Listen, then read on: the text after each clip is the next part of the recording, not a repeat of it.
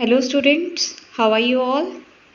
Welcome back in the history class of 6th standard. So students, today we are going to continue with the lesson number 8 of history, Rise of Kingdoms and Republicans.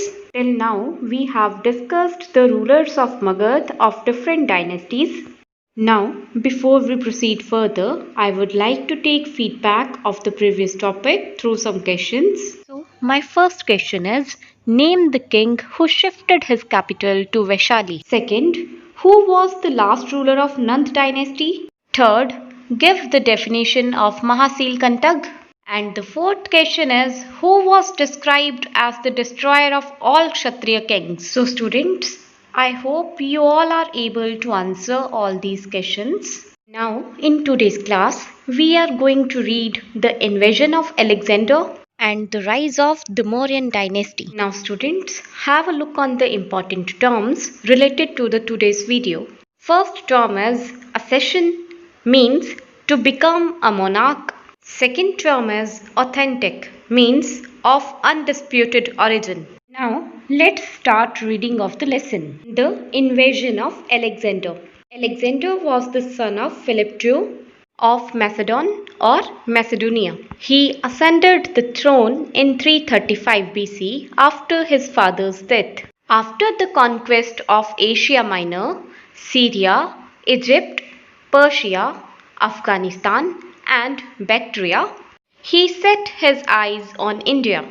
He founded a new city called Alexandria, now Kandahar, and took the title of the Great King of Persia.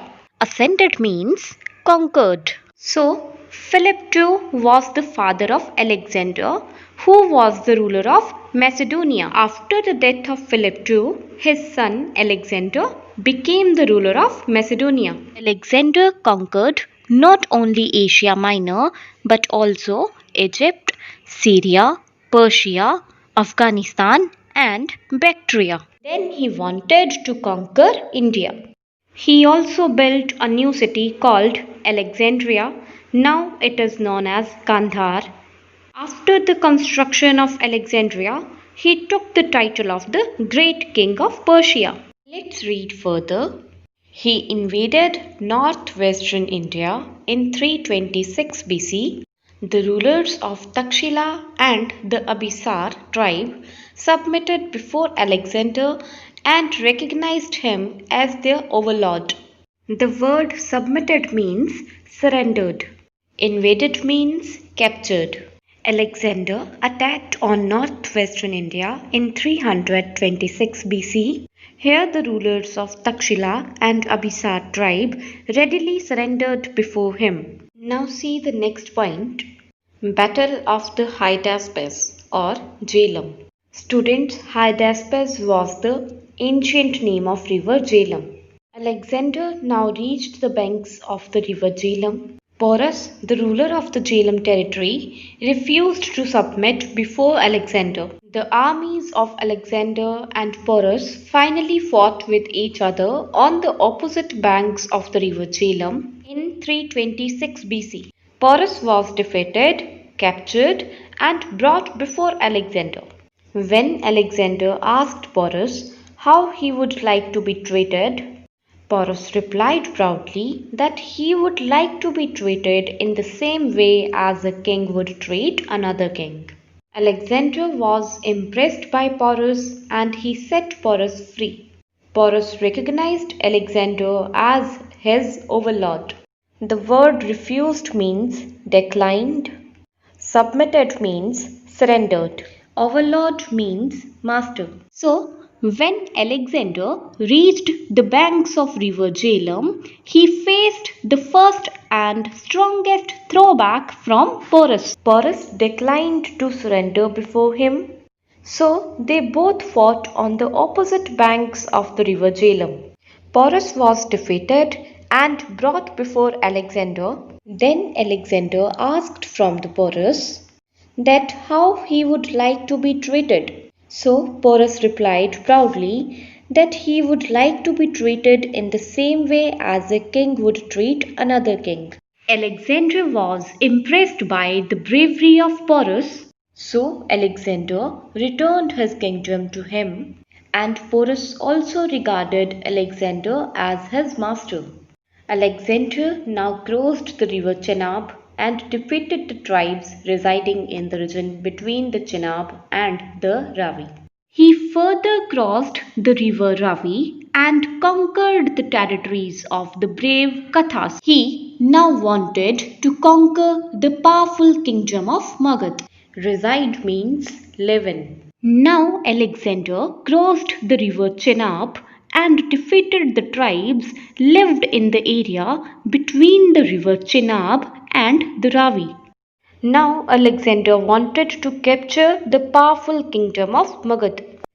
When the armies of Alexander reached the river Bias, they refused to proceed further. Majority of the soldiers were by now tired, homesick, and unwilling to fight against the Magadhan forces. A large number of soldiers had already died fighting, and some had perished due to disease. Thus, Alexander was forced to retreat. So, students, refused means declined, perished means died, proceeded means moved. Homesick means unhappy because of being away from home for a long period. Alexander moved towards the river Bias after conquering the areas between the river Chenab and the Ravi. But now his army were very tired, so they declined to move towards the river Bias. They didn't want to fight against the Magadhan army. So Alexander moved towards his homeland. Now let's read further. He marched for Persia through Balochistan, but he could never reach there. He died on the way at Babylon near Baghdad in 323 BC at the age of 33 years. After his death, the position of the Greek governors in India became very insecure. There arose a fear of revolt from the local inhabitants. However, they were all overthrown by Chandragupta Maurya of the Mauryan dynasty. The word insecure means fearful. Revolt means rebel. Inhabitants means residents. So, Alexander decided to go back to his homeland, but he could not reach there. He died on the way at Babylon near Baghdad in 323 BC. After his death, his Greek governors became very fearful because a number of rebels arose from the local people. But finally, the governors of Alexander were overthrown by Chandragupta Maurya of the Mauryan dynasty. Now, children, let's read the effects of Alexander's invasion. Alexander's invasion promoted political unification of the country. The smaller states were merged into the larger ones. This favored the rise of an Indian empire under Chandragupta Maurya. Unification means unity. Promoted means encouraged. Merged means joined. Favored means advocated. So, Alexander's invasion destroyed the power of the small northwestern states. This enabled Chandragupta Maurya to expand his territories and ultimately helped in the process of political unification of India under the Mauryans. Second point, his invasion opened four distinct trade routes between Europe and India. Three of these routes were by land and one by sea. Thus, for the first time, Europe came into close contact with India. The word distinct means different. The invasion of Alexander established a direct link between India and Europe. It led to the establishment of four different trade routes by land and sea. Third point is Alexander had brought with himself many historians and scientists to keep a record of all his discoveries and conquests. He also established a chain of fortified posts that even survive today. This has helped us in fixing the dates of various events and battles The Greek historians also gave us an account of the social and economic condition of India in those days.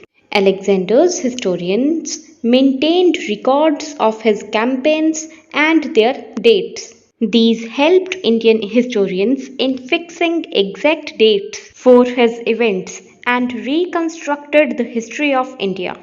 The Greek historians of that time also gave information about the society and economic condition of India.